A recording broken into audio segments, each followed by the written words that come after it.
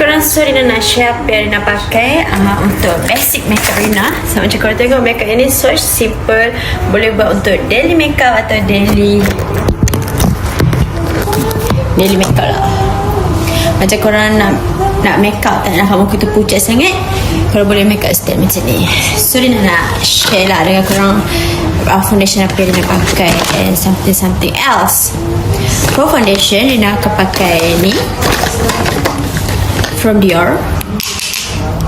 Ini dah botol kedua dah. Kod dia ambil paling putih, maybe 005N.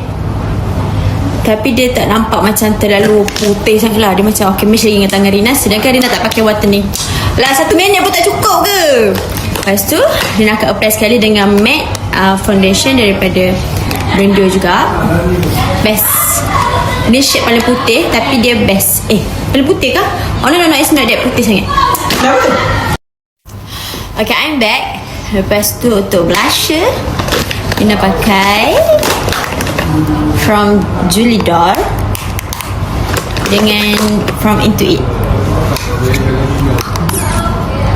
Kadang kalau Rina macam nak pakai sikit, Rina akan pakai daripada Into It ni lah. Sebab dia punya pink ni macam more tu pink yang lebih menyerlah, lebih pekat lah. Kalau yang ni dia macam ada dua warna, so dia punya pink tu macam soft je. Macam ni Rina apply untuk Rina apply dengan dua-dua blusher ni. First yang ni, lepas tu Rina apply dengan yang ni. Just tap-tap je. Kalau untuk blusher tanam ataupun blusher yang jenis cair, Rina pakai daripada Rare Beauty. Tapi ni memang jarang gila Rina pakai. Tapi hari ni Rina pakai juga tadi. And then okay, blusher dah lepas. And then untuk kening, Rina akan sikat dulu dengan ni daripada Maybelline. Ni kening tau. Lepas sikat kening, Rina akan lukis dengan pensel.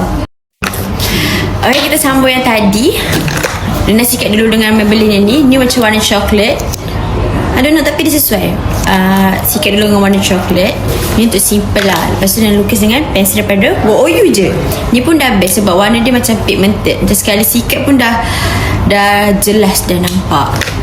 Lepas tu untuk eyeshadow. Okay, eyeshadow Rina pakai daripada brand ni. Brand apa ni lah? Sheer Floor ke apa tak ni? Tak tahulah sebab warna dia macam warna yang soft. Dan sebab Rina tak suka sangat kalau eyeshadow macam terlalu pekat. Lepas tu kadang Rina pakai juga daripada Silky Girl. Rina ambil sikit daripada campur dengan warna ni ke, atau Rina ambil yang ni ke, ambil ni sikit ke, macam tu lah, random lah. Tapi kalau yang ni memang eyeshadow utama Rina lah. Untuk ni pun dah lopong-lopong dah ni. Okay, itu untuk eyeshadow. Untuk highlighter pula. Okay, last untuk highlighter, the best part of makeup ataupun yang bagi impact kat makeup kita, Rina pakai kalau dulu Rina pakai Benefit. Kalau tengok ni nak dekat setahun dah Rina pakai.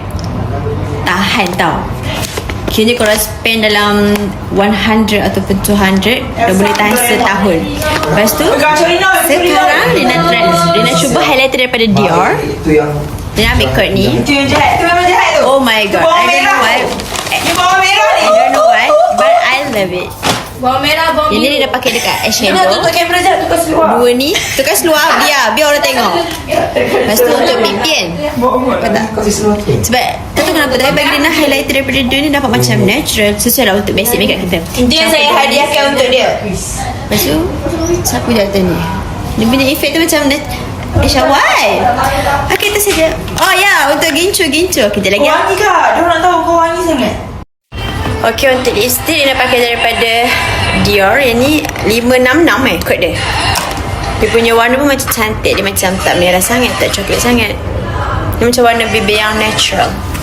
Okay, itu saja. Kalau korang ada apa-apa persoalan nak tanya, korang boleh reply story Rina ni. Kalau Rina rajin, Rina reply, okay? Okay, bye-bye.